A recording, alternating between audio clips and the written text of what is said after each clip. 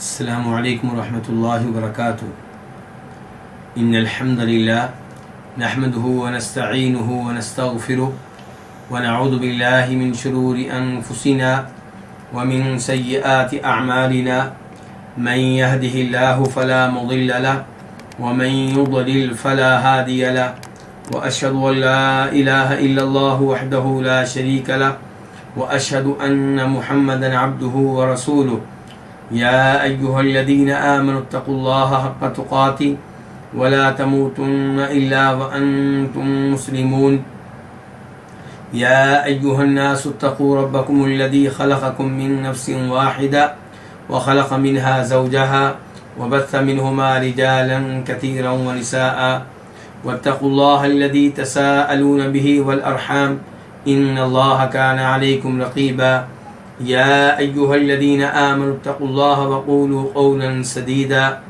يصلح لكم أعمالكم ويغفر لكم ذنوبكم ومن يطع الله ورسوله فقد فاز فوزا عظيما أما بعد فإن خير الحديث كتاب الله وخير الهدي هدي محمد صلى الله عليه وسلم وشر الأمور محدثاتها وكل محدثة بدعة وكل بدعة ضلالة وكل ضلالة في النار. الوافی بما فی الصحیحین، صحیح بخاری اور صحیح مسلم کی احادیث پہ مشتمل ایک عظیم کتاب کو کتاب کے مؤلف نے 10 مقاصد میں تقسیم کیا ہے. ان میں سے 8واں مقصد ہم پڑھ رہے ہیں. 8واں مقصد ان احادیث پہ مشتمل ہے جنہیں پڑھنے سے انسان کا دل نرم ہوتا ہے اور آخرت کی فکر پیدا ہوتی ہے. نیز اس مقصد میں وہ احادیث بھی ہیں جن کا تعلق اخلاق و آداب سے ہے. کتاب کے مؤلف نے اس مقصد کو کئی کتب میں تقسیم کیا ہے. ان میں سے دوسری جو کتاب ہے وہ ہے کتاب الاخلاقی والآداب، یعنی کہ وہ کتاب جس میں وہ احادیث ہوں گی جن کا تعلق اخلاق سے ہے، آداب سے ہے، فضائل سے ہے.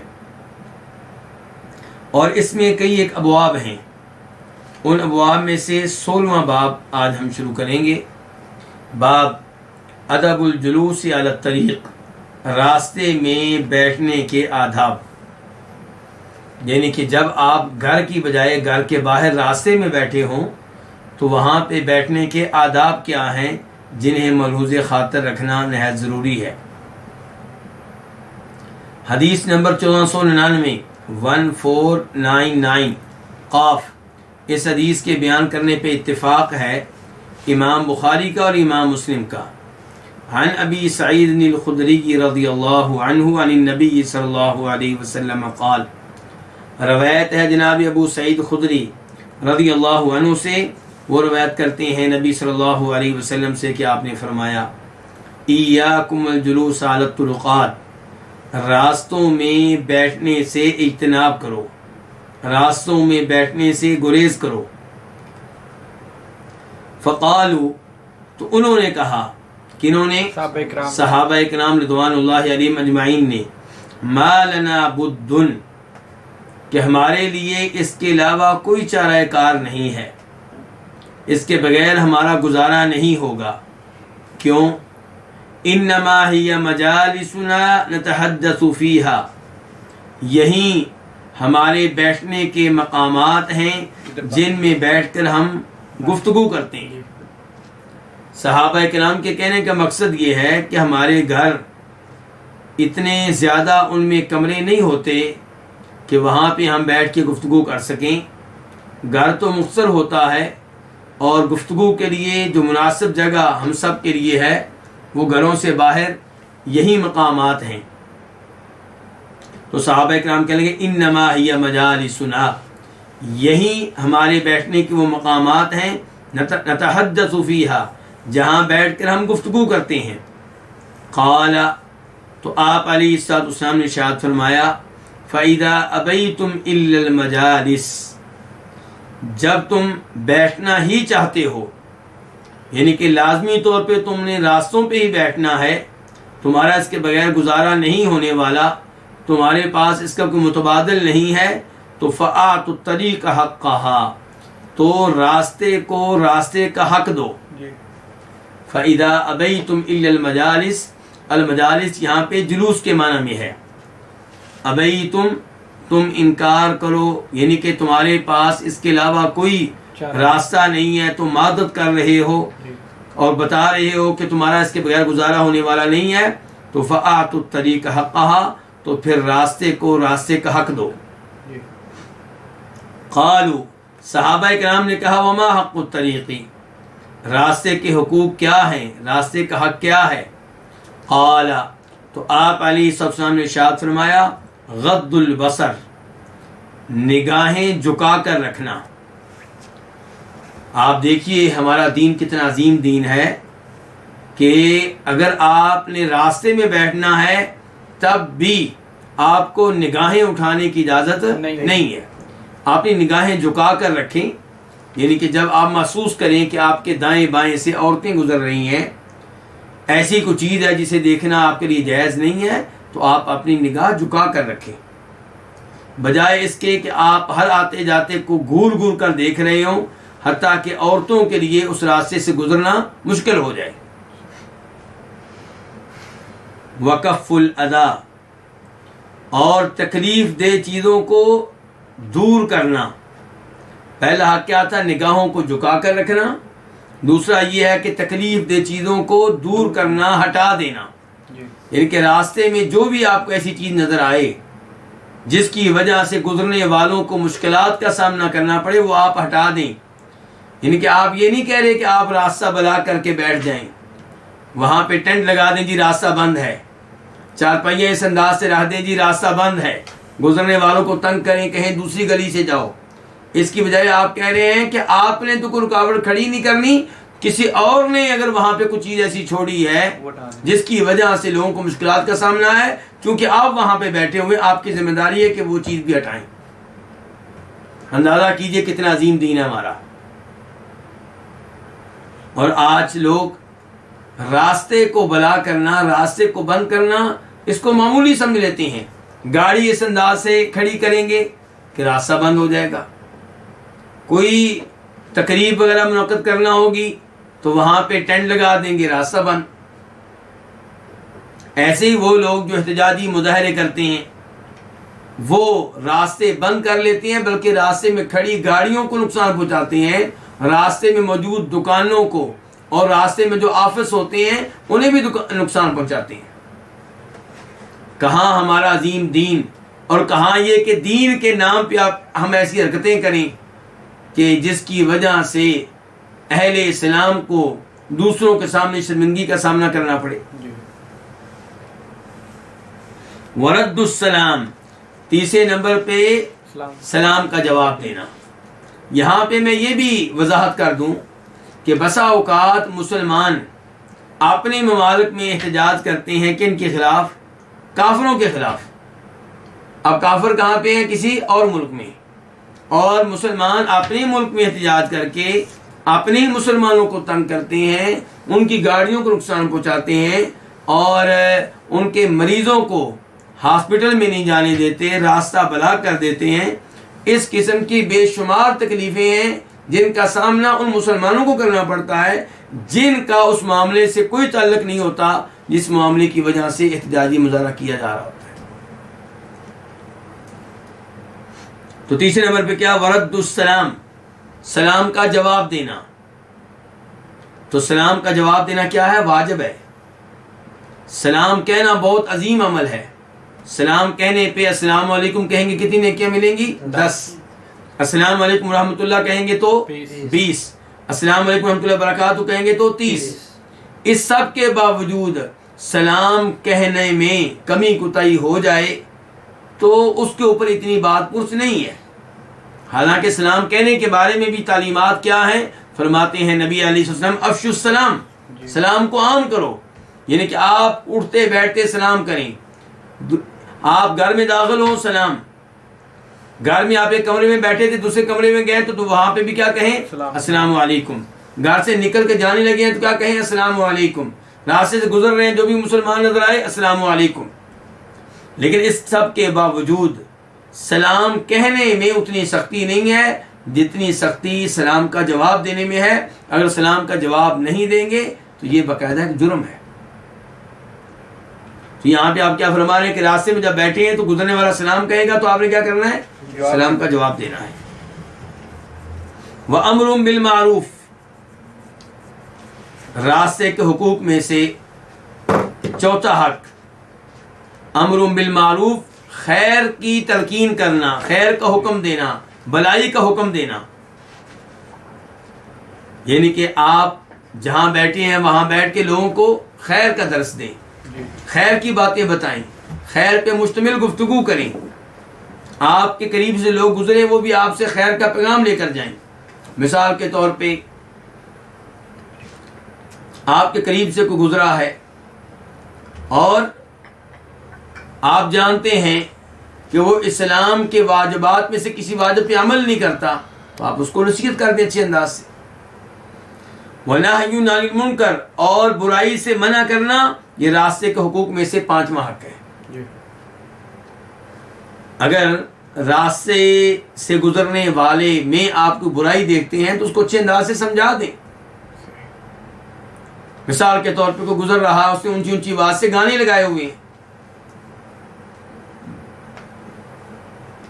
اب گانے اونچی اونچی آواز سے دو لحاظ سے جرم ہے، ایک اس لیے کہ اس سے بے حیائی پھیلتی ہے، بدکاری پھیلتی ہے، دوسرے نمبر پہ اونچی آواز کی وجہ سے بہت سے لوگ تنگ ہوتے ہیں، تو آپ ایسے لوگوں کو سمجھائیں۔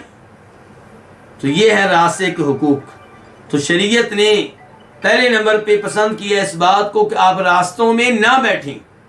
پہلا کیا درجہ ہے کہ آپ راستوں میں نہ بیٹھیں۔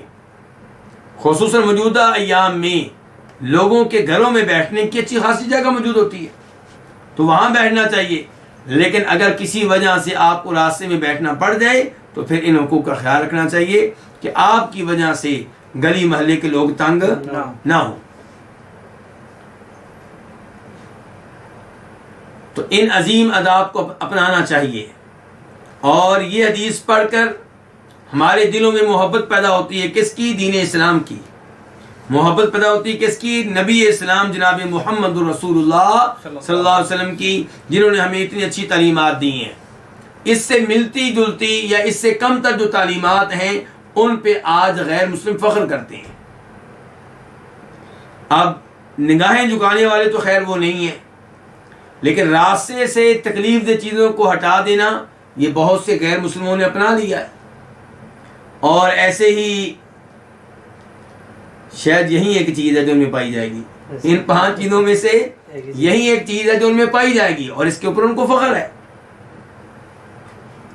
اور مسلمان سب سے زیادہ غلطی اسی معاملے میں کر رہے ہیں، راستے بند کر دینا، راستے بلاک کر دینا، کہیں ٹائر پھینک دینا، اور کہیں کوئی نہ کوئی ایسی چیزیں قائم کر دینا، جی راستہ بند ہے، جی ادھر سے جائیں، جی ادھر سے جائیں۔ پولیس یہ کام کرے تو بات سمجھ میں آتی ہے، آپ کون ہوتے ہیں راستہ بند کرنے والے بھائی؟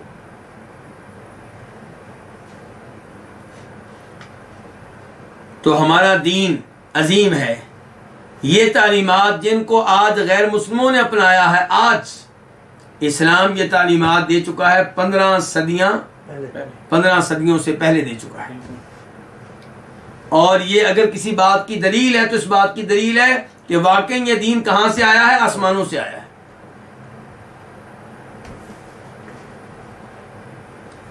باب نمبر 17، باب عزل الاذى عن الطریق، راستے سے تکلیف دہ چیزوں کو ہٹا دینا۔ پہلے اس امر کا تذکرہ حدیث کے ضمن میں آیا ہے، اب باقاعدہ ایک عنوان قائم کر دیا گیا ہے، باب قائم کر دیا گیا ہے کہ باب اس بارے میں ہے کہ راستے سے تکلیف دہ چیزوں کو ہٹا دیں۔ حدیث نمبر کون سی ہے؟ 1500۔ اور اس حدیث کو روایت کرنے والے کون ہیں؟ امام بخاری اور امام مسلم۔ تو 1500 حدیثیں آج مکمل ہو رہی ہیں انشاءاللہ، تو باقی کتنی رہ گئی ہیں؟ تقریباً 400 سے کچھ زیادہ رہ گئی ہیں۔ تو اس لیے میں اپنے آپ سے بھی کہوں گا، آپ سے بھی کہوں گا کہ استقامت کا مظاہرہ کیجیے گا، راستے میں ہمیں چھوڑ نہیں دینا، آخر وقت تک ڈٹے رہیے۔ بلکہ اس کے بعد جو نیا دورہ شریک ہوگا اس میں بھی میری اور آپ کی ملاقات انشاءاللہ ہوگی.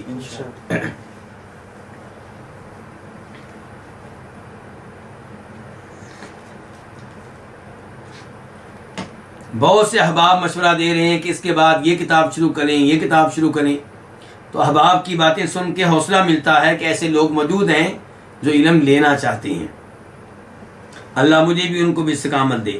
تو عن ابی ہریرہ ان رسول اللہ صلی اللہ علیہ وسلم قال، روایت ہے جناب ابو ہریرہ رضی اللہ عنہ سے کہ بے شک رسول اللہ صلی اللہ علیہ وسلم نے فرمایا، بینما رجل یمشی بطریق، جب کہ ایک آدمی چلا جا رہا تھا بطریق، ایک راستے میں، وجد غصن شوک علی الطریق، اس نے راستے میں ایک کانٹے دار ٹہنی پائی.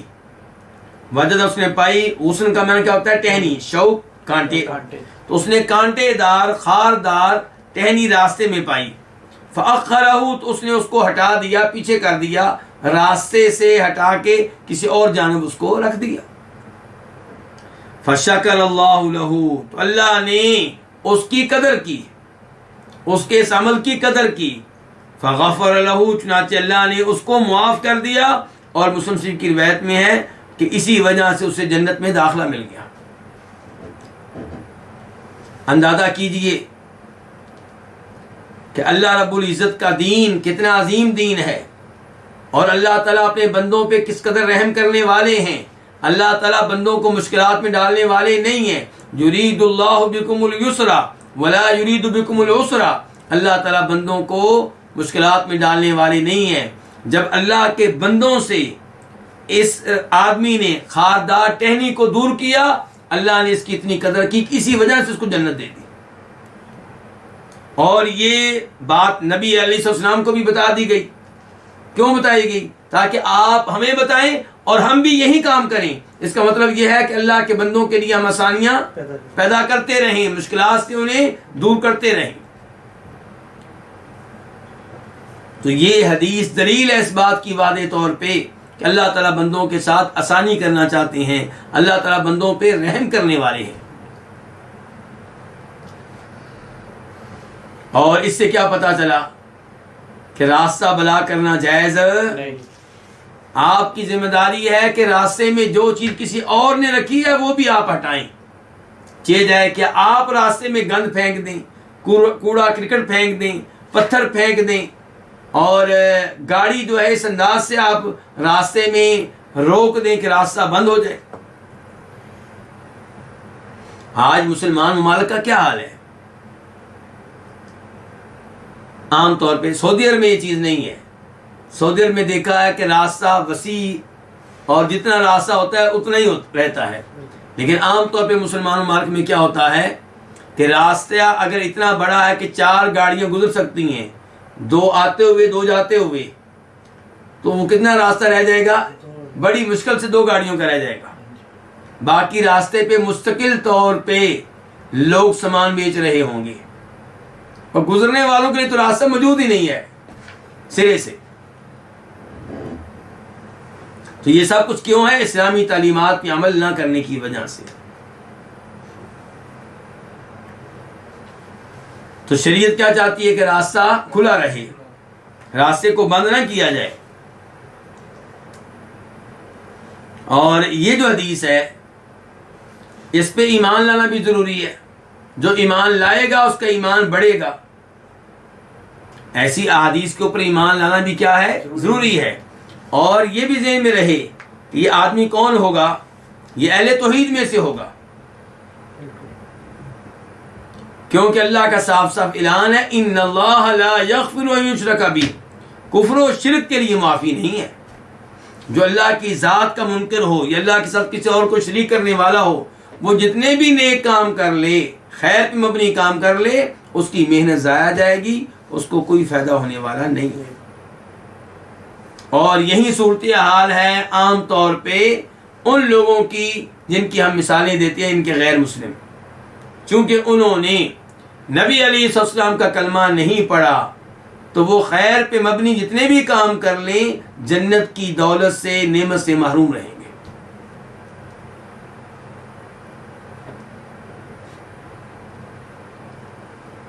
اس کے بعد حدیث نمبر 1501 1501 میم. اس حدیث کو روایت کرنے والے امام کون ہے؟ امام مسلم. عن ابی برزہ، روایت ہے جناب ابو برزہ اسلمی رضی اللہ تعالیٰ عنہ سے، جن کا نام نضلہ بن عبید ہے. قال، وہ کہتے ہیں، قلت، میں نے کہا، یا نبی اللہ، اے اللہ کے نبی، علمنی شیئا انتفع بی، مجھے کوئی ایسی چیز بتائیں، مجھے کوئی ایسی چیز سکھائیں جس سے میں فائدہ اٹھاؤں. فائدہ کیا اٹھاؤں؟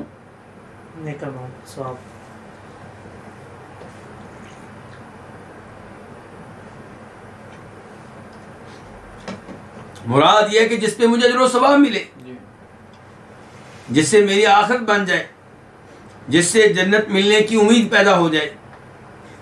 تو کہہ رہے ہیں، اور اس سے یہ دیکھیں کہ صحابہ کرام کو کتنا شوق ہے علم دینے کا. علم دے رہے ہیں نا، کیا کہہ رہے ہیں؟ میں نے کہا اللہ کے نبی مجھے کوئی ایسی تعلیم دیں، کوئی ایسا علم دیں، کوئی ایسی چیز بتائیں جس سے مجھے فائدہ ہو. قالت، کہا، اعزل الاذى عن طریق المسلمین، مسلمانوں کے راستے سے تکلیف دہ چیزوں کو ہٹا دو، دور کر دو. دیکھتے جائیے کتنے عظیم ہے ہمارے نبی، کتنا عظیم ہے ہمارا دین. کاش مسلمان ان تعلیمات کو صحیح معنوں میں اپنائیں اور ان پہ عمل پیرا ہوں، تو مسلمانوں کے لیے بھی آسانی پیدا ہو اور غیر مسلم بھی مسلمانوں سے متاثر ہوں، اور ممکن ہے اسی وجہ سے مسلمان ہو جائیں.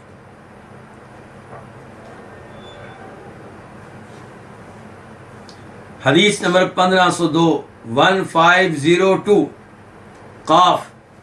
اس حدیث کے بیان کرنے پہ اتفاق ہے کس کس کا؟ امام بخاری کا اور امام مسلم کا. عن ابی موسیٰ، روایت ہے جناب ابو موسیٰ سے. ابو موسیٰ کون ہے؟ ابو موسیٰ اشعری رضی اللہ تعالیٰ عنہ، جن کا نام کیا تھا؟ عبداللہ بن قیس. یہ بنیادی طور پہ کہاں سے تھے؟ یمن سے. اور یہ وہی ہیں جن کو نبی علیہ السلام نے اپنی زندگی کے آخری ایام میں یمن کا گورنر بنا کر بھیجا تھا معاذ بن جبل کے ساتھ، کہ ایک علاقے میں معاذ بن جبل ہوں گے، دوسرے علاقے میں یہ ہوں گے. تو یہ روایت کرتے ہیں نبی علیہ السلام سے کہ آپ نے فرمایا، اذا مر احدکم فی مسجدنا، جب تم میں سے کوئی گزرے ہماری مسجد میں، یعنی کہ مسجد میں سے گزرے، او فی سوقنا، یا ہمارے بازار میں، ومعہ نبل، اور اس کے پاس تیر ہوں، فلیمسک علی نصالہا، تو وہ پکڑ لے، علی نصالہا، کن کو؟ ان کے نوکدار حصوں کو. تیر کا ایک حصہ کیا ہوتا ہے؟ نوکدار، جس میں لوہا ہوتا ہے، نوک ہوتی ہے، پھل ہوتا ہے. پھل سے مطلب کھانے والا پھل نہیں ہے. تو فرمایا اس پھل کو، اس نوکدار حصے کو، اس نوک کو، اس تہکان کو پکڑ لیا جائے. یعنی کہ تیر کو اس انداز سے پکڑیں کہ وہ جو حصہ تیر کا جو لگنے والا ہے، جس سے کسی کا جسم زخمی ہو سکتا ہے، جس سے کسی کو خراش آ سکتی ہے، وہ آپ کی ہتھیلی میں ہو.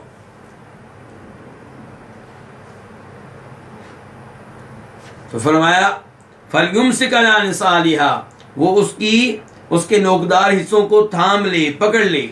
او قال، یا آپ نے کہا، راوی کو شک ہے کہ فَلْيَقْبِضْ بِكَفِّهِ، پس چاہیے کہ وہ اپنی مٹھی میں لے لے. کس کو؟ نوکدار حصے کو. فَلْيَقْبِضْ بِكَفِّهِ، اپنی ہتھیلی کے ساتھ ان حصوں کو پکڑ لے. کیوں جی؟ ان یصیب احد من المسلمین منها شیء، کہیں ایسا نہ ہو کہ مسلمانوں میں سے کسی کو ان میں سے کچھ بھی لگ جائے. مسلمان کو کوئی تکلیف نہیں پہنچنی چاہیے، کوئی خراش نہیں پہنچنی چاہیے. اور فرمایا تھا نبی علیہ السلام نے دوسری حدیث میں، مسلمان صحیح معنوں میں وہ مسلمان ہوتا ہے جس کی زبان اور ہاتھوں سے دوسرے مسلمان محفوظ رہے. جو اپنی زبان کے ذریعے دوسرے مسلمانوں کو تکلیف دے، کسی کی غیبت کرے، کسی پہ تہمت لگائے، کسی کی چغلی کرے، اور کسی کو گالیاں دے، کسی پہ لعنت بھیجے، یا اپنے ہاتھوں کے ساتھ کسی کو تھپڑ مار رہا ہے، یا اس نے تیر پکڑے ہیں تو تیروں کے پھل لوگوں کو لگ رہے ہیں اور وہ جا رہا ہے، یا موجودہ زمانے میں اس کی کئی مثالیں ہیں. آپ جناب والا گاڑی لے کر جا رہے ہیں سڑک پہ، ٹرالا جا رہا ہے آپ کا، اور اس میں کیا جی سریا، اس قسم کی چیزیں ہیں، دائیں بائیں لٹک رہی ہیں، دائیں بائیں سے گزرنے والا کوئی نہ کوئی زخمی ہو جاتا ہے، چاہے ایک بھی زخمی ہو جائے تو آپ مجرم ہیں. آپ کو معلوم نہیں ہے کہ آپ کا ٹرالا راستے سے گزرے گا، دائیں بائیں لوگ ہوں گے. تو مسلمان کو کسی بھی طریقے سے تکلیف دینا جرم ہے. لوگوں کو تنگ کرنا یہ ہمیں اس سے بعد آ جانا چاہیے. لیکن آج لوگ سمجھتے ہیں کہ میں چودھری ہوں، مجھے کون روکے گا، میں جو مرضی کروں، اس محلے میں کوئی میرے سامنے بات نہیں کر سکتا، اس گاؤں میں میرے سامنے کوئی نہیں بول سکتا، اس شہر کا میں سب سے بڑا بدماش ہوں. شریعت کہہ رہی کہ آپ کو ایک لفظ کے ذریعے کسی کو تکلیف دینے کی اجازت نہیں ہے، ایک تیر کے پھل کے ذریعے تکلیف دینے کی اجازت نہیں ہے.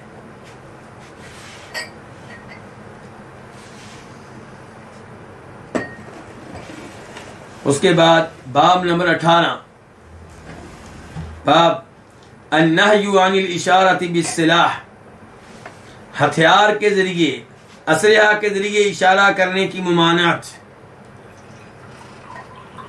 پہلے کیا تھا کہ آپ تیر لے کر جا رہے ہیں تو تیر اس انداز سے پکڑیں کہ کسی کو خراش نہ لگے، کوئی زخمی نہ ہو، کسی کا خون نہ نکلے. اب یہ ہے کہ آپ کو ہتھیار کے ساتھ اشارہ کرنے کی بھی اجازت نہیں ہے. اللہ اکبر. اب بتائیے دین اسلام امن و سلامتی پہ مبنی دین ہے یا دہشت گردی والا دین ہے؟ دین اسلام امن کا دین ہے، سلامتی کا دین ہے.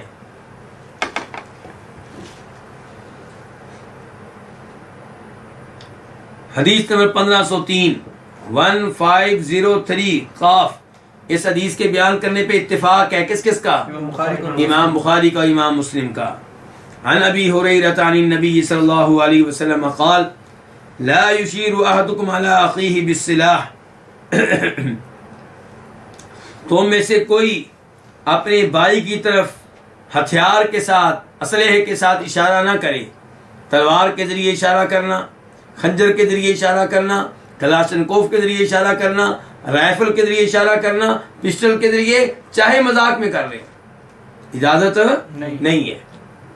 فَإِنَّهُ لَا يَدْرِي، کیونکہ وہ نہیں جانتا کون اشارہ کرنے والا ہتھیار کے ساتھ. لَعَلَّ الشَّيْطَانَ يَنزِغُ فِي يَدِهِ، شاید کہ شیطان اس کے ہاتھ میں حرکت دے دے. کس کو؟ ہتھیار کو.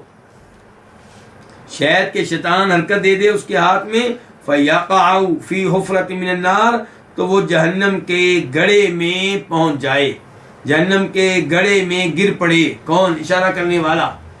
ایسا نہ ہو کہ آپ پسٹل سے مذاق کر رہے ہوں اور گولی چل جائے، شیطان آپ کو اکسا دے اور آپ گولی چلا بیٹھیں اور پھر آپ کا وہ بھائی قتل ہو جائے، آپ قاتل بن جائیں اور جہنم کی آگ میں پہنچ جائیں. ایسا نہیں ہونا چاہیے. اندازہ کیجئے دین اسلام کتنا عظیم دین ہے.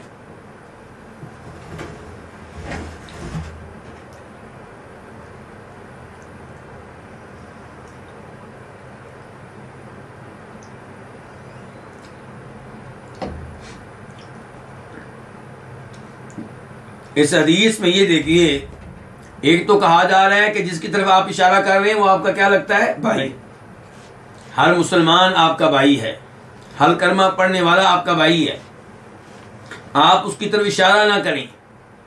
کہاں اشارہ کرنے کی ممانعت اور کہاں مسلمانوں کو قتل کرنا. گولیوں کے برسٹ چلا دینا.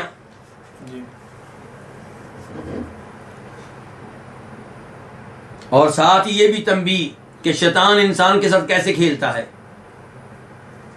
آپ پسٹل پکڑیں گے، آپ مذاق کر رہے ہیں اور شیطان آپ کو اکسائے گا، رگڑائے گا اور گولی چل جائے گی. گولی چلنے کے بعد آپ سر پکڑ کے بیٹھ جائیں گے. تو شریعت کی ان تعلیمات پہ پہلے سے عمل کر لیا جائے تاکہ ہم اس فتنے سے، اس شر سے بچ جائیں. اور اسی حدیث میں یہ تنبیہ بھی مل گئی کہ وہ قتل ہوگا، اس کی دنیا گئی اور آپ کی آخرت گئی. آپ کو کہاں پھینکا جائے گا؟ جہنم کے گڑھے میں. فیقع، تو وہ واقع ہو جائے گا جہنم کے گڑھے میں۔ اس کے بعد باب نمبر 19، باب الوعید الشدید لمن عذب الناس، اس کے لیے جو لوگوں کو تکلیف دے، عذاب دے، شدید قسم کی وارننگ، شدید قسم کی دھمکی، شدید قسم کی وعید، شدید قسم کی وعید ہے اس شخص کے لیے جو لوگوں کو عذاب دے۔ حدیث نمبر 1504 1504 میم، اس حدیث کو روایت کرنے والے امام کون سے؟ امام مسلم۔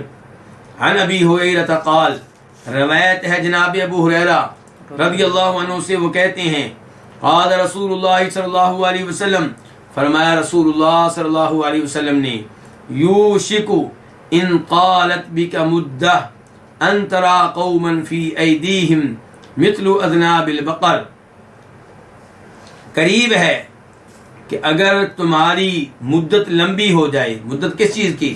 زندگی کی مدت، قریب ہے کہ اگر تمہاری زندگی کی مدت لمبی ہو جائے، ان ترى، کہ آپ دیکھیں، قومن، کچھ لوگوں کو، فی ایدیہم، جن کے ہاتھ میں ایسی چیز ہوگی جو مثل اذناب البقر، گائیوں کی دموں کی طرح ہوگی، بیلوں کی دموں کی طرح ہوگی۔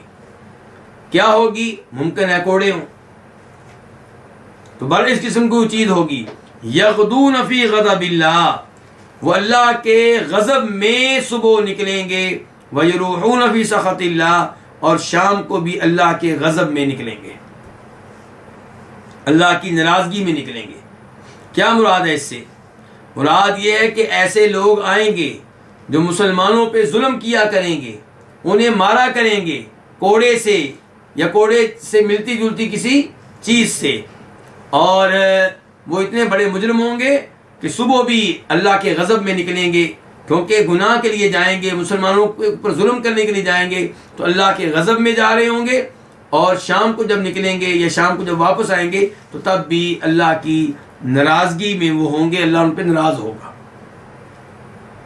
تو صبح و شام سے مراد کیا ہے؟ مراد یہ کہ اللہ ان پہ سارا دن ناراض ہوگا، مراد یہ ہے، کیونکہ وہ مسلمانوں پہ ظلم کرنے والے ہوں گے، ان کو ناجائز طور پہ مارنے والے ہوں گے۔ آج دیکھ لیں کئی شہروں میں اغوا برائے تاوان کے جو معاملات ہوتے ہیں، وہاں جس کو اغوا کیا جاتا ہے اس پہ کتنا ظلم کرتے ہیں، اور ایسے ہی مختلف شہروں میں، مختلف محلوں میں، اور کسی گاؤں میں کوئی نہ کوئی ایسا آدمی ہوتا ہے چودھری بننے کی کوشش میں غریب لوگوں کے اوپر ظلم کر رہا ہوتا ہے۔ تو ایسے لوگوں کو اللہ کے غضب سے بچنا چاہیے، اللہ کے غضب سے ڈرنا چاہیے۔ اس کے بعد باب نمبر 20، باب الحیاء من الایمان، حیا ایمان میں سے ہے، شرم و حیا ایمان کا حصہ ہے، اور بے حیائی سے ایمان کم ہوتا ہے، بے حیائی سے ایمان کم ہوتا ہے۔ بے حیائی، فحاشی، بغیرتی، یہ چیزیں جو ہیں ان کی وجہ سے ایمان میں کمی آتی ہے۔ بے حیائی شیطان کی طرف سے ہے، شیطان چاہتا ہے کہ مسلمانوں میں بے حیائی پھیلے۔ اللہ رب العزت کیا چاہتے ہیں؟ اللہ کے رسول علیہ السلام کی کیا خواہش تھی؟ کہ مسلمانوں میں حیا رہے، شرم رہے۔ اور آج جدید یونیورسٹیوں میں سب سے زیادہ توجہ اسی بات پہ ہے کہ ہماری مسلمان بچیوں کی شرم جو ہے وہ ختم ہو جائے، یہ لڑکوں کے انداز میں سامنے آئیں، جبکہ عورتوں کا زیور کیا ہوا کرتا تھا؟ شرم و حیا۔ عورتوں کے سامنے جب کوئی بات کی جاتی تھی تو ان کا چہرہ سرخ ہو جاتا، چہرے کا رنگ تبدیل ہو جاتا، چہرے کو چھپا لیتی، شرم کے مارے ان سے بات نہ ہوتی۔ اور آج عورتوں کو اس انداز سے سامنے لایا جا رہا ہے کہ وہ مردوں کی طرح رہیں مکمل طور پہ، کسی معاملے میں مردوں سے پیچھے نہ رہیں۔ حالانکہ آپ جتنی بھی کوشش کر لیں عورتوں کو مردوں کے برابر لانے کی، آپ کبھی کامیاب نہیں ہو سکیں گے، کیونکہ آپ فطرت کے خلاف چل رہے ہیں۔ فطرت کے خلاف چلیں گے آپ کا سسٹم تباہ و برباد ہو جائے گا، آپ کا نظام تباہ و برباد ہو جائے گا۔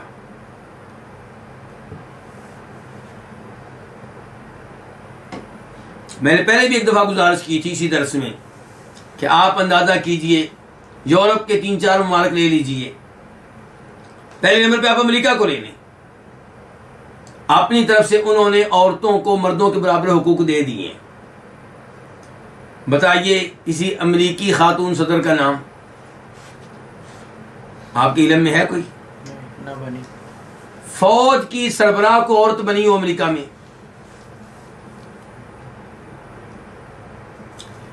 صدر کی جو کابینہ ہوتی ہے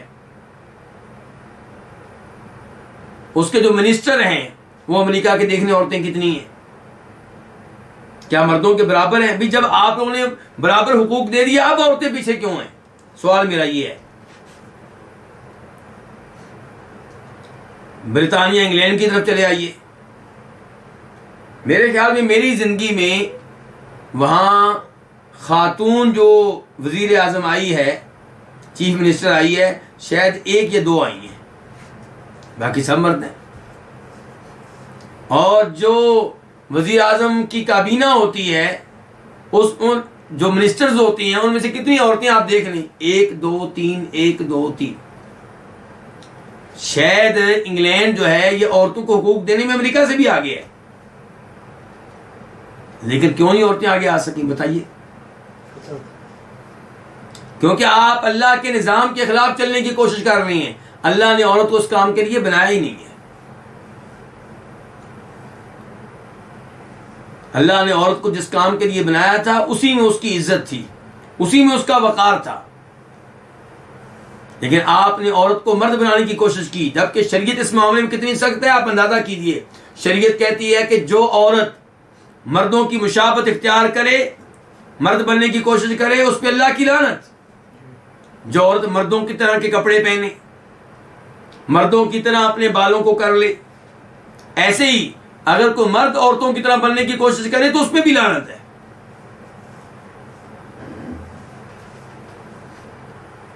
تو بہرحال عورت کا زیور کیا ہے؟ حیا، اور مردوں کو بھی با حیا ہونا چاہیے۔ اس کا مطلب یہ نہیں کہ مرد بے شرم بن جائیں، لیکن بہرحال عورتیں جو ہیں وہ حیا میں مردوں سے آگے ہوتی ہیں اور ان کو آگے رہنا چاہیے۔ یہ خوبی ہے جس کو ختم کرنے کی کوشش کی جا رہی ہے۔ حدیث میں 1505 قاف، اس حدیث کے بیان کرنے پہ اتفاق ہے کس کا؟ امام بخاری کا، امام مسلم کا۔ عن عبداللہ بن عمر ان رسول اللہ صلی اللہ علیہ وسلم مر علی رجل من انصار، عبداللہ بن عمر سے روایت ہے کہ بے شک رسول اللہ صلی اللہ علیہ وسلم گزرے انصاریوں میں سے ایک آدمی کے پاس سے، وَهُوَ يَعِدُ أَخَاهُ فِي الْحَيَاءِ، اور وہ اپنے بھائی کو حیا کے بارے میں واعظ کر رہا تھا، نصیحت کر رہا تھا۔ بخاری کی دوسری روایت میں ہے کہ وہ اپنے بھائی کو حیا کے معاملے میں ڈانٹ رہا تھا اور کہہ رہا تھا تم بہت شرماتے ہو، تمہاری شرم کی وجہ سے، حیا کی وجہ سے تمہیں اب تک بڑا نقصان ہو چکا ہے، تو یہ شرم کو ترک کر دو، حیا کو ترک کر دو، یہ کہ تمہیں کافی نقصان ہو چکا ہے دنیاوی طور پہ اس حیا کی وجہ سے۔ تو بھائی کس کو سمجھا رہا ہے؟ اپنے بھائی کو۔ تو نبی علیہ السلام نے ارشاد فرمایا دعہو، اس کو چھوڑ دو، کیا مطلب؟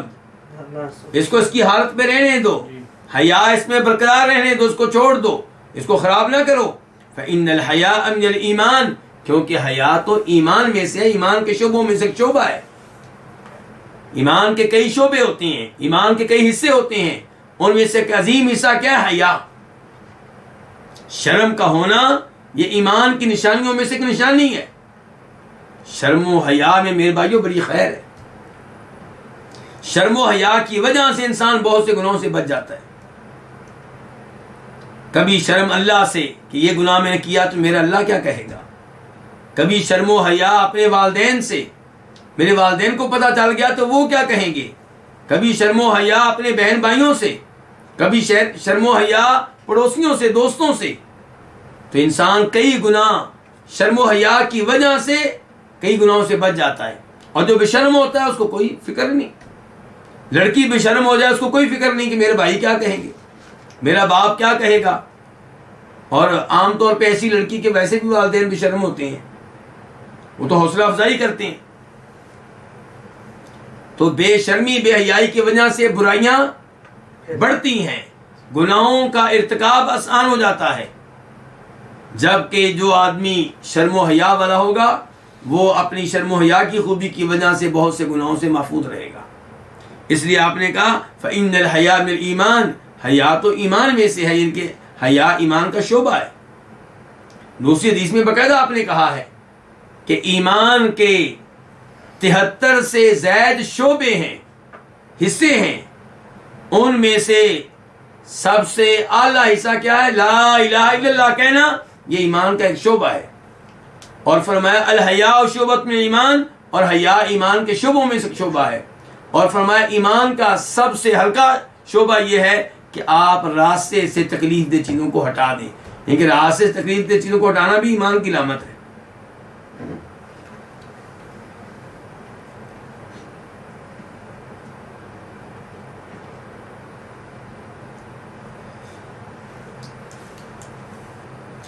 ایک اور حدیث میں آپ فرماتے ہیں، آپ علیہ السلام، الحیاء لا یاتی الا بخیر، حیا کے نتیجے میں ہمیشہ آپ کو خیر ہی ملے گی. حیا کا نتیجہ برا نہیں ہوگا، حیا کے نتیجے میں شر نہیں بلکہ خیر سامنے آئے گی.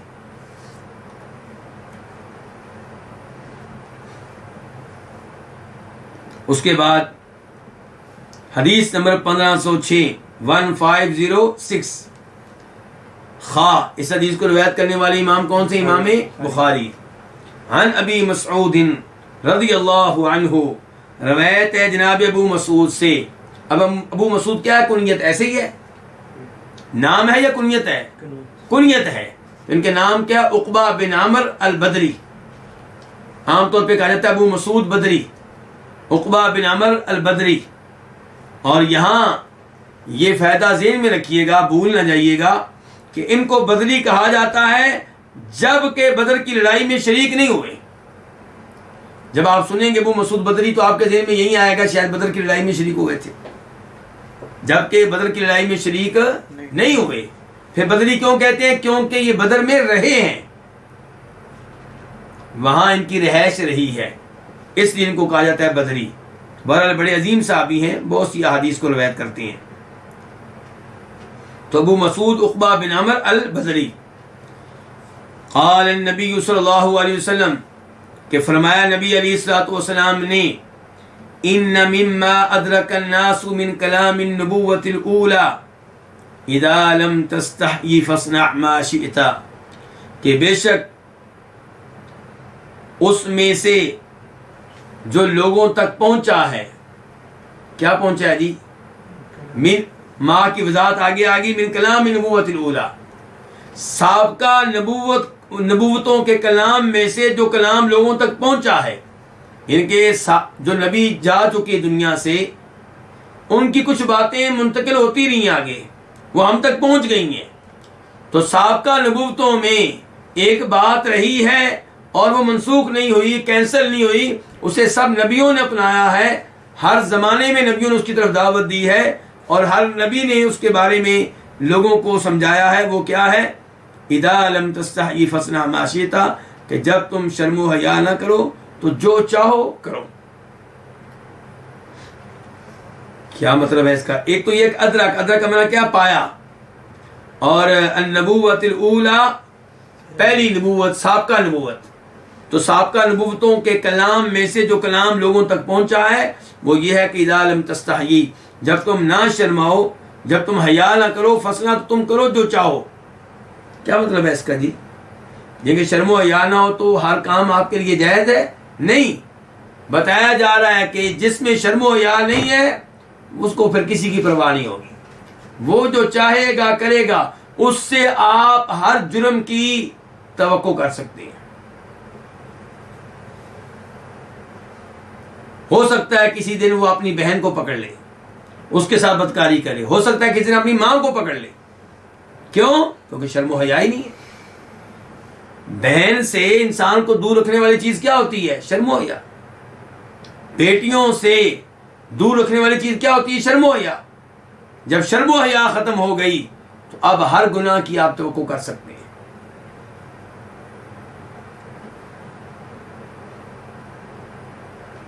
تو اذا لم تستحی، جب آپ حیا نہ کریں، یعنی کہ جب آپ کے پاس حیا نہیں ہے، وہ حیا جو انسان کو گناہوں سے دور رکھتا ہے، تو جب وہ نہیں ہے فسنا، تو پھر آپ کریں ما شئتا، جو آپ چاہیں. تو اس سے پتہ چلا کہ شرم و حیا یہ ایک ایسی چیز ہے جو سب نبیوں کی تعلیمات کا حصہ رہی ہے. اور آج لبرل لوگ، بے دین لوگ اسی خوبی کو ختم کرنے کے پیچھے لگے ہوئے ہیں، کیونکہ ان کو پتا ہے کہ یہی رکاوٹ ہے گناہوں کے سامنے.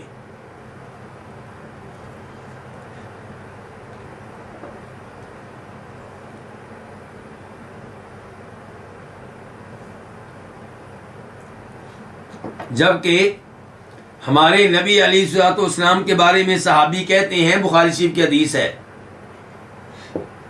کہ آپ اس لڑکی سے زیادہ شرم و حیا والے تھے جو کنواری ہو اور گھر کے اندر پردے میں رہتی ہو، باہر پھرنے والی نہ ہو، باہر نکلنے والی نہ ہو. لوگوں نے اس کو دیکھا ہی نہیں، محلے میں وہ نکلتی ہی نہیں، گھر کے اندر رہتی ہے، گھر کے اندر بھی اندرونی کمرے میں رہتی ہے اور کنواری ہے. فرمایا جس قدر شرم و حیا اس لڑکی میں ہوتا ہے، اس سے کہیں زیادہ شرم و حیا کے مالک کون تھے؟ ہمارے نبی علیہ الصلوۃ والسلام.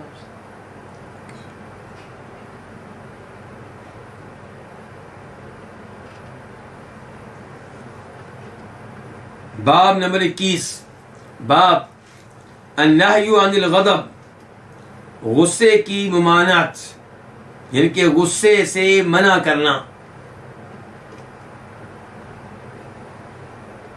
حدیث نمبر 1507 1507 قاف. اس حدیث کو روایت کرنے والے امام بخاری اور مسلم ہیں. عن ابی ہریرہ رضی اللہ عنہ ان رسول اللہ صلی اللہ علیہ وسلم قال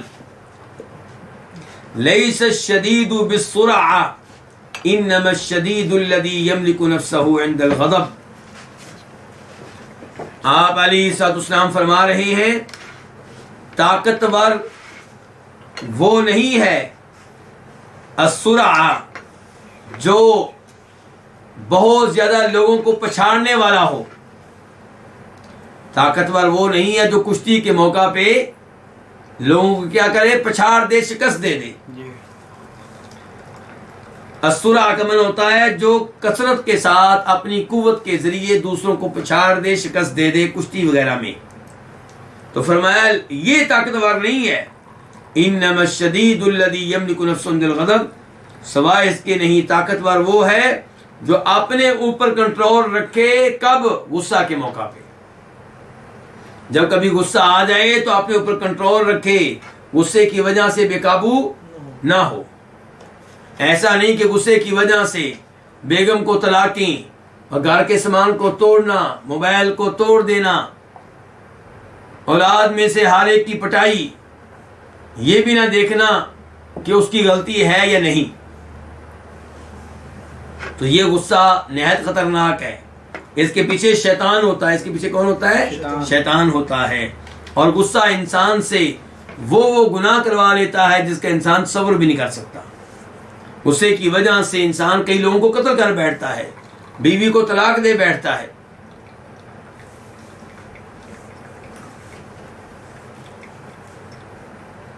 تو یہ تعلیمات بھی دیکھیں اسلام کی کتنی عمدہ تعلیمات ہیں. اسلام آپ سے کہتا ہے کہ آپ ان اسباب سے دور رہیں جن اسباب کی وجہ سے آپ غصے میں مبتلا ہو سکتے ہیں. حدیث نمبر 1508 1508 خا. اس حدیث کو روایت کرنے والے امام کون ہے؟ امام بخاری. عن ابی ہریرہ رضی اللہ عنہ، روایت ہے جناب ابو ہریرہ رضی اللہ تعالیٰ عنہ سے، ان رجلا قال للنبی صلی اللہ علیہ وسلم، بے شک ایک آدمی نے کہا نبی علیہ الصلوۃ والسلام سے، اوصنی، مجھے وصیت کریں، مجھے کوئی وصیت کریں. قال، آپ نے کہا لا تغضب، غصہ نہ کیا کرو، غصے میں نہ آیا کرو. فردد مرارا قال لا تغضب، اس چیز کو کئی دفعہ دہرایا، قال اور کہا آپ نے کہ لا تغضب، غصے میں نہ آیا کرو۔ دوسری روایت سے معلوم ہوتا ہے کہ اس آدمی نے کئی دفعہ آپ سے وصیت طلب کی، آپ نے کہا لا تغضب، اس نے کہا کوئی اور وصیت، آپ نے پھر کہا لا تغضب، غصے میں نہ آیا کرو، اس نے کہا کوئی اور وصیت، آپ نے پھر کہا لا تغضب، غصے میں نہ آیا کرو۔ آپ ہر بار یہی نصیحت کرتے رہے، یہی وصیت کرتے رہے، اس سے پتہ چلا کہ اس کی کتنی اہمیت ہے۔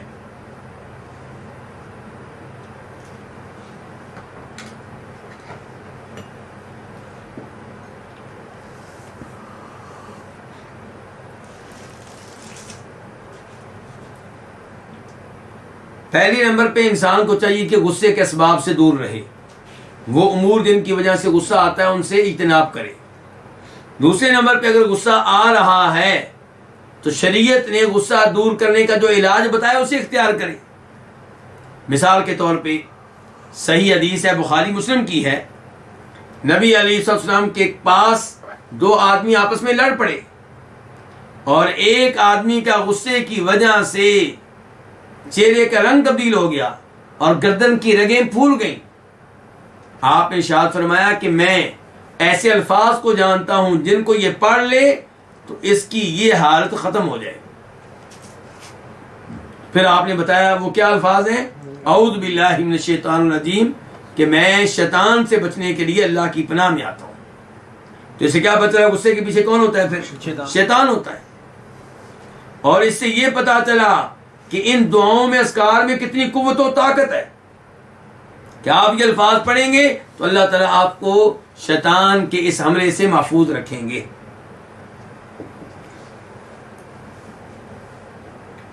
تو بہرحال غصے کے نقصانات بہت زیادہ ہیں۔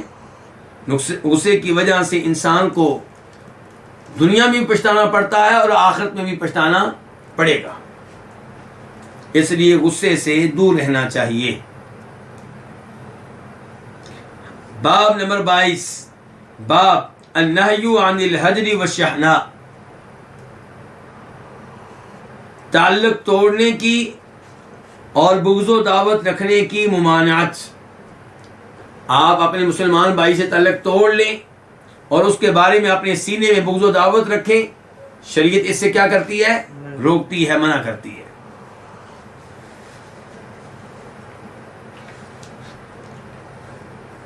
حدیث نمبر 1509، 1509 قاف، اس حدیث کے بیان کرنے پہ اتفاق ہے کس کس کا، امام بخاری کا اور امام مسلم کا۔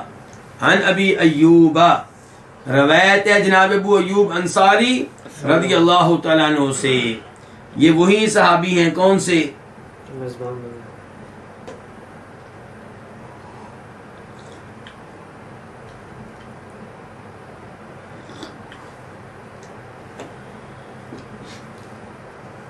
یہ وہ صحابی ہیں جنہیں میزبان رسول صلی اللہ علیہ وسلم کہا جاتا ہے۔ جب آپ مکہ سے ہجرت کر کے مدینہ تشریف لائے اور مدینہ سٹی میں داخل ہوئے تو ظاہر ہے وہاں پہ آپ کا کوئی گھر نہیں تھا، اور اس زمانے میں وہاں کو ہوٹل بھی نہیں تھے جن میں آپ رہائش اختیار کرتے۔ تو پھر آپ کی اونٹنی جہاں پہ رکی وہاں ابو ایوب انصاری کا گھر تھا، تو ابو ایوب انصاری نے آپ علیہ السلام کی خدمت کا شرف حاصل کیا، اعزاز حاصل کیا۔ یہ ہے ابو ایوب انصاری، یہ روایت کرتے ہیں نبی علیہ السلام سے کہ آپ نے فرمایا لا يحل لمسلم ان يهجر اخاه فوق ثلاث يلتقيان فيصد هذا ويصد هذا وخيرهم الذي يبدأ بالسلام۔ آپ نے فرمایا کسی مسلمان کے لیے حلال نہیں ہے، کسی مسلمان کے لیے جائز نہیں ہے کہ اپنے بھائی کو 3 راتوں سے زیادہ چھوڑے رکھے، 3 راتوں سے زیادہ اس سے ناراضگی رکھے۔ یلتقیانی، کہ دونوں ایک دوسرے سے ملیں، فیصد ہادہ، تو یہ منہ موڑ لے اور وہ منہ موڑ لے، یعنی کہ یہ صورتحال ہو جائے، یہ جائز نہیں ہے۔ 2 مسلمان بھائیوں کی یہ صورتحال ہو جائے کہ 3 راتیں گزر چکی ہیں، اب بھی ناراضگی قائم ہے، اور ہوتا کیا ہے کہ دونوں ایک دوسرے کے سامنے آتے ہیں تو ایک منہ ادھر کر لیتا ہے دوسرا ادھر کر لیتا ہے، اس امر کی اجازت نہیں ہے۔ اور فرمایا وَخَيْرُهُمَا، ان میں سے افضل وہ ہے الذي يبدأ بالسلام، جو سلام کرنے میں پہل کرے۔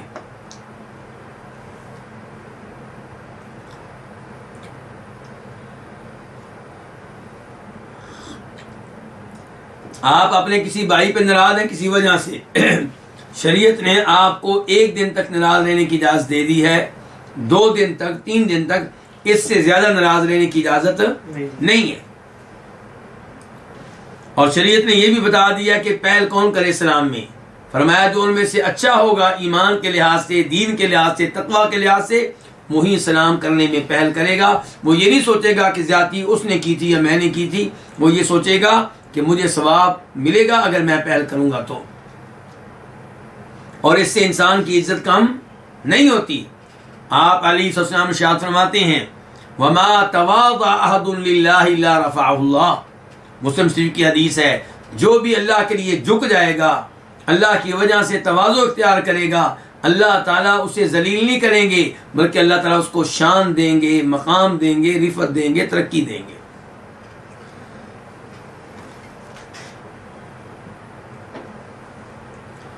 اس کے بعد حدیث نمبر 1510 1510 میم، اس حدیث کو روایت کرنے والے امام کون سے؟ امام مسلم۔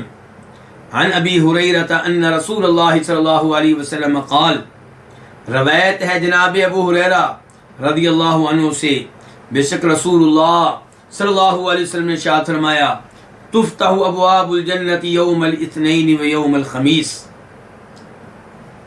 جنت کے دروازے سوموار کے دن اور جمعرات کے دن کھول دیے جاتے ہیں۔ فیغفر، اور ایک روایت میں یہاں پہ الفاظ آئے ہیں کہ ہر جمعرات اور ہر سوموار کے دن اعمال اللہ کے سامنے پیش کیے جاتے ہیں، اعمال اللہ کے سامنے پیش کیے جاتے ہیں۔ اور آپ کو معلوم ہوگا اسی لیے نبی علیہ السلام سوموار اور جمعرات کے دن روزہ رکھا کرتے تھے، کیونکہ اس دن ہمارے اعمال اللہ کے سامنے پیش ہوتے ہیں۔ ہفتہ وار جو ہمارے اعمال پیش ہوتے ہیں وہ کب پیش ہوتے ہیں؟ سوموار اور جمعرات کے دن۔ تو آپ ان دونوں کا خصوصی طور پہ روزہ رکھتے تھے اور فرمایا کرتے تھے میں چاہتا ہوں کہ جب میرے اعمال اللہ کے سامنے پیش ہوں تو میں روزے کی حالت میں ہوں۔ اور دوسری وجہ آپ نے یہ بتائی تھی سوموار کا روزہ رکھنے کی کہ اس دن میں پیدا ہوا ہوں، اس لیے اس دن کا میں روزہ رکھتا ہوں۔ تو بہرحال یہاں پہ کہا جا رہا ہے کہ جنت کے دروازے سوموار کے دن اور جمعرات کے دن کھول دیے جاتے ہیں۔ فَيُغْفَرُ لِكُلِّ عَبْدٍ لَا يُشْرِكُ بِاللَّهِ شَيْئًا، ہر اس بندے کو بخش دیا جاتا ہے جو اللہ کے ساتھ کسی بھی چیز کو شریک نہ کرے۔ اندازہ کیجئے عقیدے کی اہمیت کا، بخشش آپ کو مل جائے گی اگر آپ اللہ کے ساتھ شرک کرنے والے نہ ہوں۔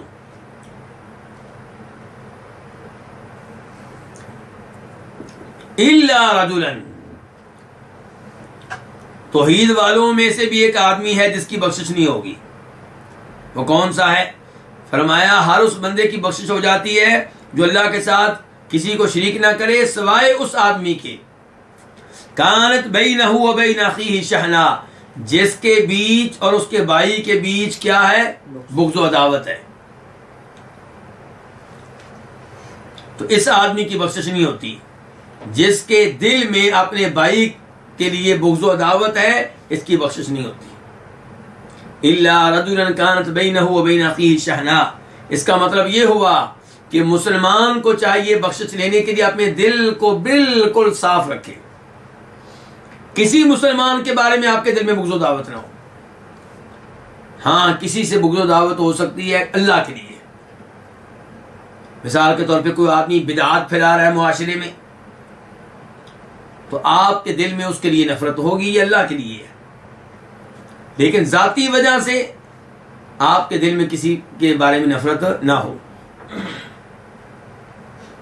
فیقال، تو کہا جاتا ہے انظروا هذین حتی یصطلحا، ان دونوں کو مہلت دے دو یہاں تک کہ دونوں صلح کر لیں، ان کے باقی سب کو بخشش کا سرٹیفکیٹ مل گیا سوائے ان دونوں کے، تو کہا جاتا ہے ان کو بھی مہلت دو، بھی ان کو بخشش، ان کے گناہ معاف نہیں کرنے۔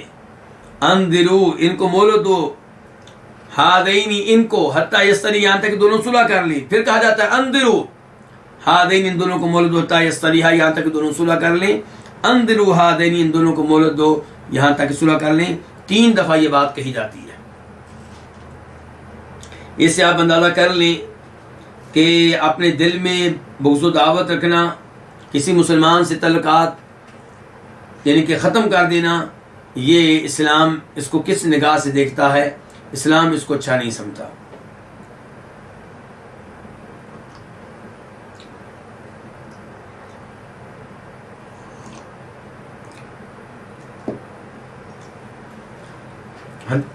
باب نمبر 23 باب فضل الرفقی، نرمی کی فضیلت.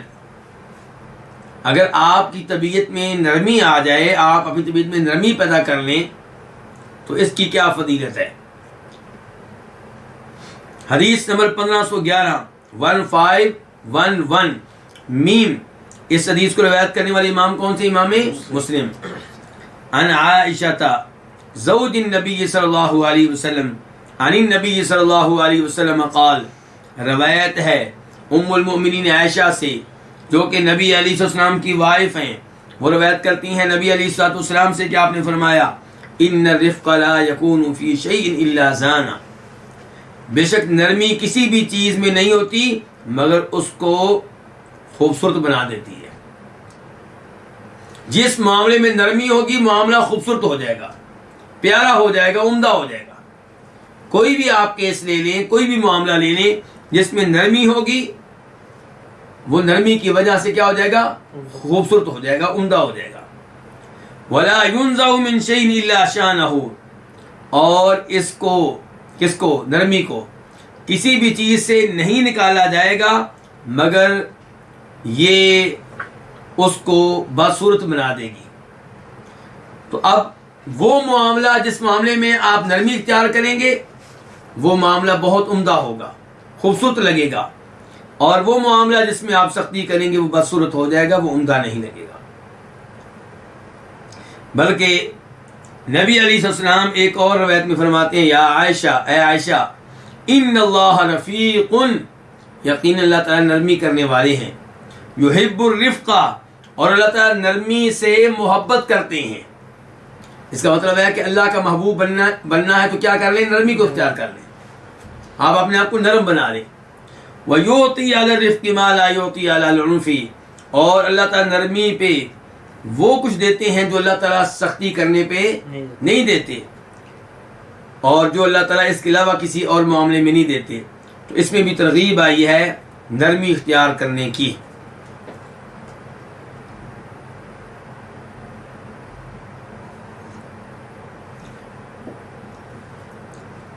حدیث نمبر 1512 قاف.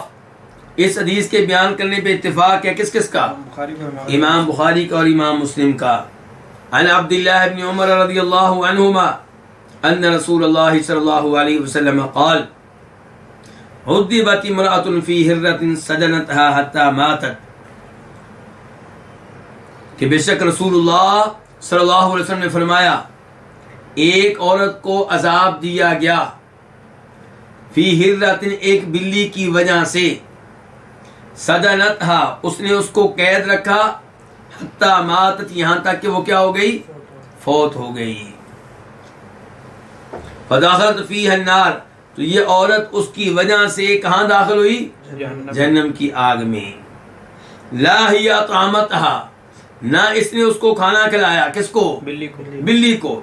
ولا سقتھا، اور نہ اس نے اس کو پانی پلایا. اذ حبستھا، جب اس نے اس کو روک کر رکھا ہوا تھا، جب اس کو روک کر رکھا ہوا تھا، باندھ کر رکھا ہوا تھا، تب نہ اسے کھانے کے لیے کچھ دیا نہ پینے کے لیے کچھ دیا. ولا ہی ترکتھا، اور نہ ہی اس کو آزاد چھوڑا کہ تأکل من خشاش الارض، کہ وہ زمین کے کیڑے مکوڑے کھا لے. اس سے کیا پتہ چلا جی؟ جی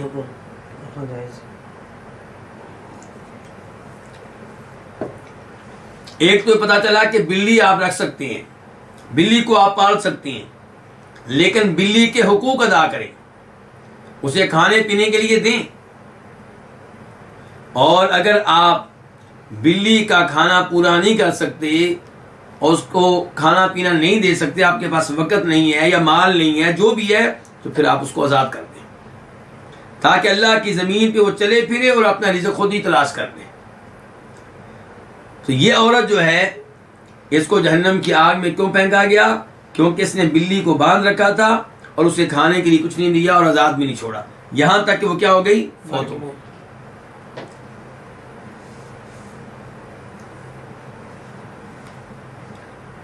اور اسے یہ بھی پتا چلا کہ پانی پلانے کی کیا فضیلت ہے.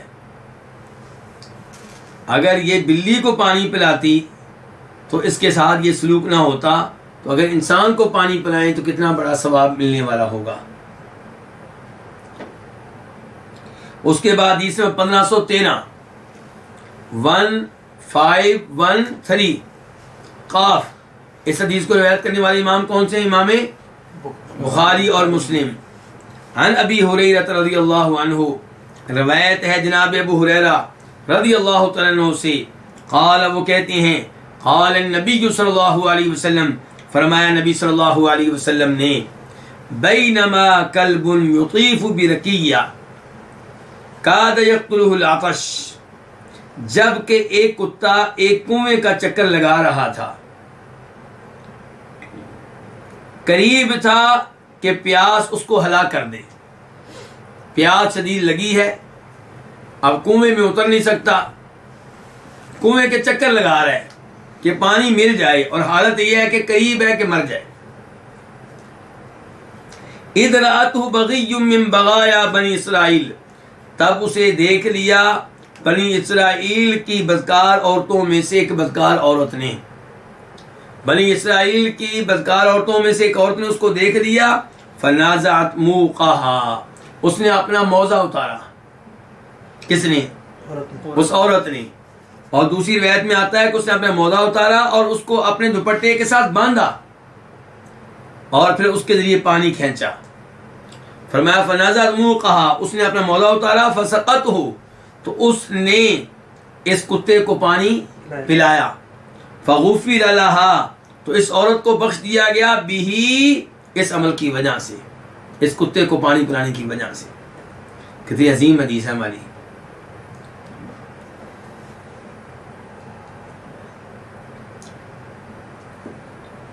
پیاسے کتے کو پانی پلانا اس قدر عظیم عمل ہے، تو انسانوں کو پانی پلانا کتنا عظیم عمل ہوگا. انسانوں کے لیے کسی جگہ بندوبست کرنا، کس کا؟ پانی کا. کنواں کھدوا دینا، نلکا کھدوا دینا، کہیں پہ واٹر ٹینکر جو ہے وہ رکھوا دینا، ٹھنڈے پانی کا بندوبست کر دینا تاکہ گزرنے والے پانی پئیں، کتنا عظیم عمل ہوگا. دوسرے نمبر پہ اس حدیث سے پتا چلا کہ کبیرہ گناہ ان کا ارتکاب کرنے والا اللہ تعالیٰ چاہیں تو اس کو بھی معاف کر دیں. یہاں یہ زانیہ عورت ہے، بدکار عورت ہے، اور اللہ نے اس کو معاف کر دیا ہے.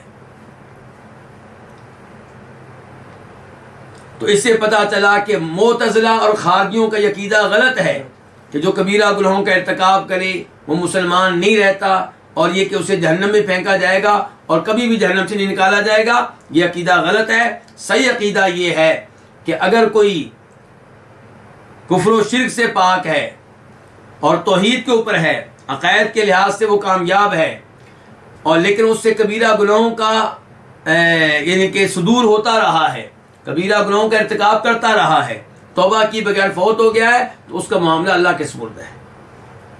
ان اللہ لا یغفر ان یشرک بہ، اللہ تعالیٰ کے ہاں کفر و شرک کے لیے کوئی معافی نہیں ہے. یعنی کہ اگر کوئی کفر و شرک پہ فوت ہو جاتا ہے توبہ کی بغیر تو اس کے لیے اب کوئی معافی نہیں ہے.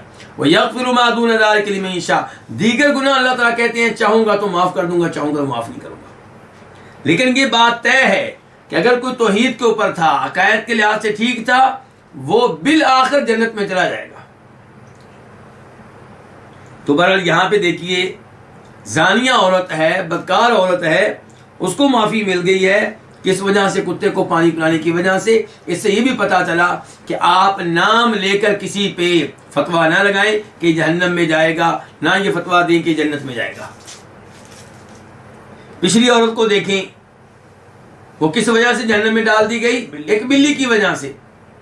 تو ہو سکتا ہے آپ جس کو جنتی سمجھ رہے ہوں اس نے کوئی ایسا گناہ کیا ہو جو اللہ تعالیٰ کے ہاں شدید جرم ہو، اور اللہ نے اس وجہ سے اسے جہنم میں پھینک دیا ہو، اور آپ کہہ رہے ہیں جناب یہ پیر ہے، یہ ولی ہے، اور یہ دوسروں کو بھی جنت میں لے کر جائے گا، جبکہ اللہ تعالیٰ نے اسی کو جہنم میں پھینک رکھا ہو۔ اور دوسری جانب جو آپ کے سامنے کبیرہ گناہوں کا ارتکاب کرتا ہے لیکن عقیدہ ٹھیک ہے، تو آپ نام لے کر اس کو کافر، نام لے کر اس کو جہنمی نہ کہیں۔ یہ بات صحیح ہے کہ زنا کرنے والے جہنم میں ڈالے جائیں گے، لیکن آپ نام لے کر کہیں کہ یہ ہمارے محلے کی عورت یا محلے کا یہ مرد چونکہ زانی ہے اس لیے جہنم میں ڈالا جائے گا، نہیں۔ ہو سکتا ہے اس نے توبہ کر لی ہو سکتا ہے اس نے کوئی ایسی نیکی کی ہو جس کی وجہ سے اللہ اس کو معاف کر دے، آپ کو کیا پتا۔ اب یہاں پہ ایک اور مسئلہ بھی پیدا ہوگا کہ سنا تھا کتے پالنے کی اجازت نہیں ہے، تو شریعت نے تو کتے کو پانی پلانے کی وجہ سے بخشش دے دی، اور آپ کہتے ہیں کہ کتے کو پالنے کی اجازت نہیں ہے۔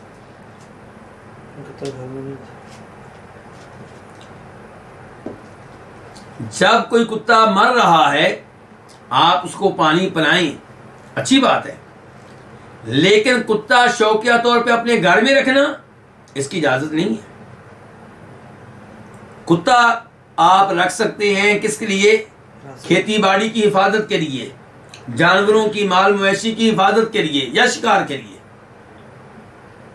تو ان امور کے لیے کتا رکھنا جائز ہے۔ لیکن شوقیہ جی مجھے کتے بڑے اچھے لگتے ہیں، گلے لگانا، ان کے ساتھ سونا، لاڈ کرنا، مجھے بڑا افسوس ہوتا ہے ان لوگوں کے اوپر۔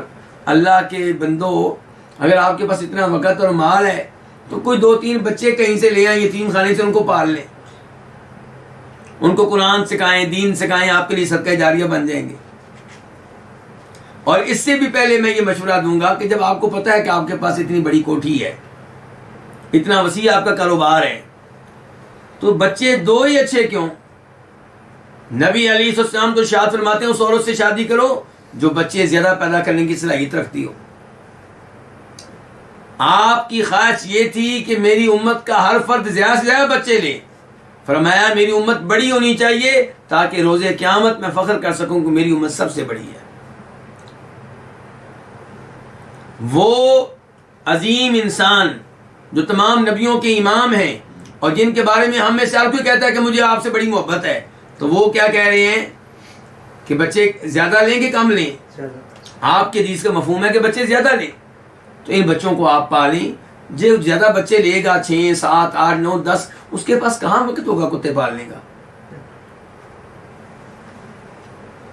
وہ 10 8 بچوں کی ٹیم تیار کرے گا، ان کو حافظ قرآن بنائے گا، عالم دین بنائے گا، نمازی بنائے گا، جب تک نمازیں پڑھتے رہیں گے قبر میں ثواب ملتا رہے گا، قبر ٹھنڈی ہوتی رہے گی۔ تو بہرحال کتا ان امور کے لیے رکھنا جائز نہیں ہے، شوقیہ وغیرہ، البتہ شکار کے لیے، کھیتی باڑی کی حفاظت کے لیے، جانوروں کی حفاظت کے لیے کتا رکھ سکتے ہیں۔ ورنہ تو آپ نے فرمایا کہ جو کتا گھر میں رکھے گا روزانہ کی بنیاد پہ اس کی نیکیوں میں سے نیکیاں کم ہوتی رہیں گی۔ اس کے بعد باب نمبر 24، باب فضل الضعفاء، کمزور لوگوں کی فضیلت۔ کمزور لوگوں سے ہم بچتے ہیں، دور رہتے ہیں، ان سے ہم تعلقات نہیں رکھنا چاہتے، کیوں کہ کہیں ہم سے کچھ مانگ نہ لیں، کہیں ہمارے اوپر بوجھ نہ بن جائیں۔ لیکن شریعت کیا کہتی ہے؟ حدیث نمبر 1514 1514 قاف، اس حدیث کے بیان کرنے پہ اتفاق ہے کس کس کا؟ امام بخاری کا، امام مسلم کا۔ عن حارثہ بن وہب الخزاعی قال، حارثہ بن وہب خزاعی سے روایت ہے۔ یہ کون ہے؟ حارثہ بن وہب خزاعی کا کوئی تعارف آپ پیش کر سکتے ہیں؟ آپ کہہ رہے ہیں بنو خزاع قبیلے سے تعلق رکھتے ہیں، بات تو ٹھیک ہے، لیکن یہ تو ہمارے سامنے واضح ہے۔ حارثہ بن وہب الخزاعی کی والدہ سے جناب عمر فاروق نے نکاح کیا تھا، شادی کی تھی، اور پھر اس شادی سے عمر فاروق کے بیٹے پیدا ہوئے تھے عبید اللہ بن عمر۔ عبید اللہ بن عمر جو ہے اس حارثہ کے بھائی ہیں، کس لحاظ سے؟ ماں کے اعتبار سے۔ حارثہ کی اور عبید اللہ بن عمر کی ماں ایک ہے، باپ مختلف ہیں۔ عبید اللہ کے باپ ہیں عمر فاروق اور حارثہ کے باپ ہیں وہب خزائی۔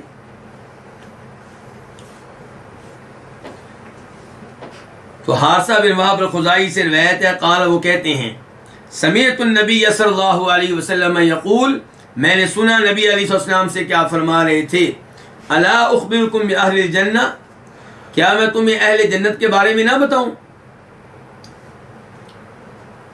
پھر آپ نے جواب دیا، فرمایا کل ضعیف متضاعف، ہر وہ شخص جو کمزور ہو، متضاعفن جس کو کمزور سمجھا جائے، حقیر جانا جائے، لو اقسم علی اللہ لبرہ، اگر وہ اللہ کو قسم دے تو اللہ اس کی قسم کو پورا فرمائے۔ فرمایا یہ ہیں جنتی لوگ۔ جنتی لوگ عام طور پہ کون ہوں گے؟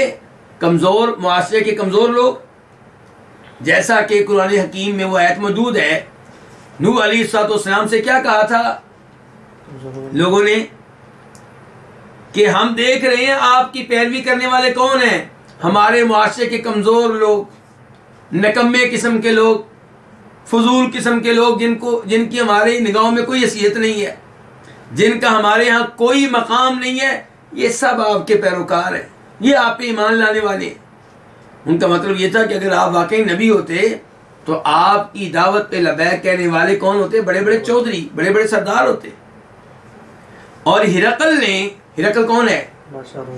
شاہ روم، یعنی کہ آج جیسے امریکہ روس ہیں، نبی علیہ السلام کے ابتدائی زمانے میں ایسے کون ہوا کرتے تھے؟ روم اور ایران۔ تو روم کے بادشاہ کو آپ نے لیٹر لکھا تھا آپ علیہ السلام نے، اور کہا تھا کہ مسلمان ہو جاؤ، اسی میں تمہارے لیے خیر ہے۔ تو اس نے کہا بھی کون ہے، کس کی جرت ہے کہ مجھے مخاطب کر رہا ہے اس انداز سے؟ معلومات چاہیے اس آدمی کے بارے میں، اس آدمی کے علاقے کے کچھ لوگ اگر مل جائیں تو اچھی بات ہے۔ تو ان دنوں شاہ روم شام میں آیا ہوا تھا،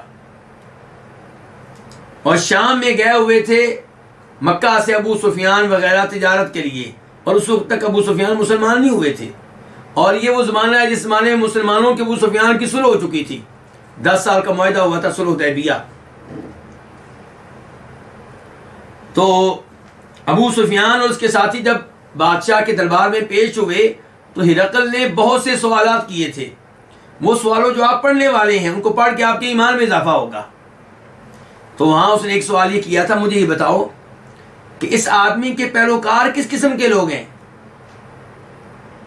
تو ابو سفیان نے کہا تھا کمزور قسم کے لوگ، جن کی ہماری نگاہوں میں کوئی حیثیت نہیں ہے۔ مراد کیا تھا؟ بلال حبشی، صہیب رومی وغیرہ اس قسم کے لوگ۔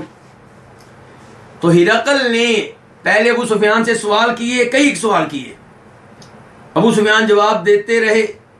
بعد میں ابو سفیان نے تبصرہ کیا اپنا کہ میں نے تم سے پوچھا تھا کہ اس آدمی کے پیروکار کیسے ہیں، تم نے کہا جی بڑے کمزور قسم کے لوگ ہیں۔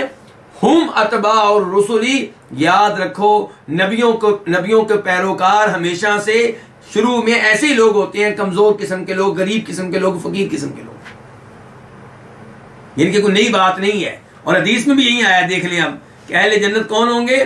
کل ضعیف متضاعف، ہر وہ آدمی جو کمزور ہو، متضاعف جسے کمزور سمجھا جائے، حقیر سمجھا جائے، جس کو کوئی حیثیت نہ دی جائے۔ لو اقسم علی اللہ لبرہ، لیکن اللہ کے یہاں اس کا کیا مقام ہے کہ اللہ کو قسم دے تو اللہ اس کی قسم کو پورا فرمائے، اللہ سے اس کا تعلق مضبوط ہے، اللہ کی توحید کو اختیار کرنے والا ہے، نمازوں کا پابند ہے، روزے رکھنے والا ہے، اور اللہ تعالیٰ کے ساتھ اس کا رابطہ اتنا مستحکم ہے کہ اگر اللہ کو قسم دے کہ یا اللہ میرا یہ کام کر دے، اللہ اس کا کام کرے گا۔ لیکن لوگوں کی نگاہوں میں اس کی کوئی حیثیت نہیں ہے۔ فرمایا الا اخبرکم باہل النار، کیا میں تمہیں اہل نار کے بارے میں، اہل جہنم کے بارے میں، جہنم میں جانے والوں کے بارے میں نہ بتاؤں؟ کل عتل، ہر وہ شخص جو اجڑ ہو، سخت دل، سخت زبان، جواد، جو بہت مال جمع کرنے والا ہو لیکن خرچ کرنے والا نہ ہو، مستکبر، جو تکبر اختیار کرنے والا ہو. تو عام طور پہ جو لوگ جہنم میں جائیں گے ان میں یہ عیب موجود ہوں گے، جھگڑالو قسم کے، اجاڑ قسم کے، مال جمع کرنے والے لیکن خرچ نہ کرنے والے، اور تکبر اختیار کرنے والے. عام طور پہ جہنمی اس مزاج کے ہوں گے. تو اس سے ہمیں پیغام کیا ملا کہ ہم پھر کیسے ہوں؟ ہم میں تکبر نہیں ہونا چاہیے. ہم ان میں سے نہ بنے جو مال جمع کرتے رہتے لیکن اللہ کی راہ میں خرچ نہیں کرتے، رشتہ داروں پہ خرچ نہیں کرتے، فقیروں پہ خرچ نہیں کرتے. اور ہمیں جھگڑالو قسم کا انسان نہیں ہونا چاہیے.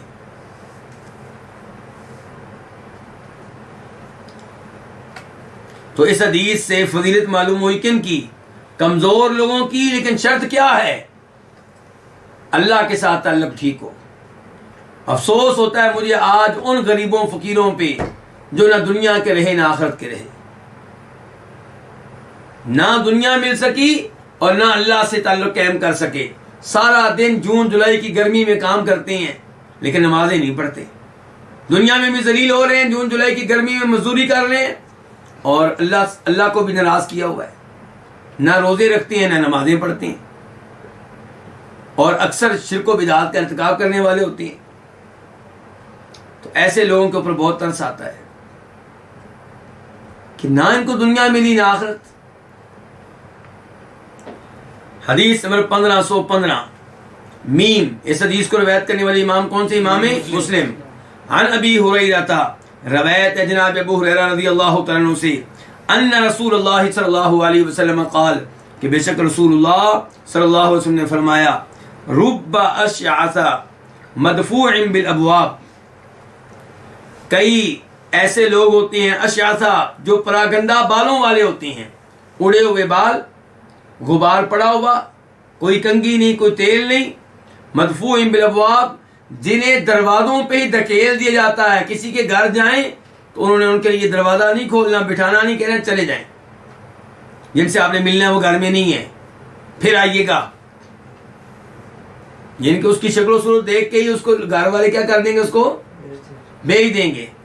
آپ نے دیکھا ہوگا جب کہیں کوئی تقریب ہو تو جو لوگ کھڑے کیے گئے ہوتے ہیں گیٹ پہ، وہ کس کو اندر آنے دیتے ہیں؟ جس نے اچھے کپڑے پہنے ہوں، اچھا جوتا پہنا ہوا ہو، شکل و صورت سے لگ رہا ہو کہ یہ صاحب حیثیت ہے، تو اس کو آنے دیتے ہیں، چاہے اس کا کارڈ چیک نہ کریں کہ اس کو دعوت ملی بھی ہے کہ نہیں ملی.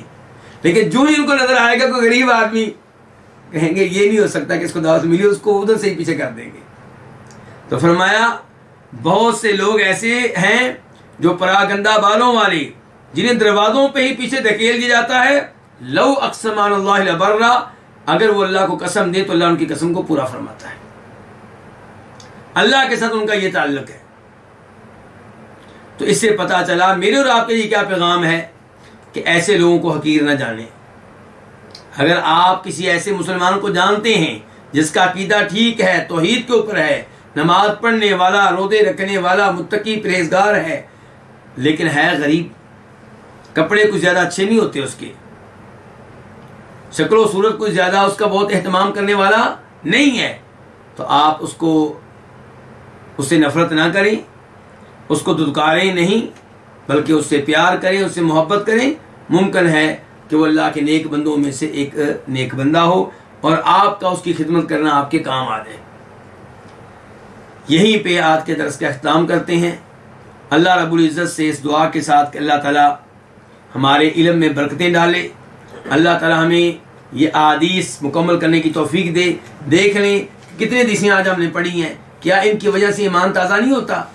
آج میں نے اور آپ نے ایک نئے سرے سے عزم کیا ہوگا کہ بھی آئندہ ایسے لوگوں کی بے عزتی نہیں کرنی، ان کی توہین نہیں کرنی، ان کو دھتکارنا نہیں ہے، ان کو اپنے قریب کرنا ہے. یہ سبق کس سے ملتا ہے؟ قرآن و حدیث سے ملتا ہے.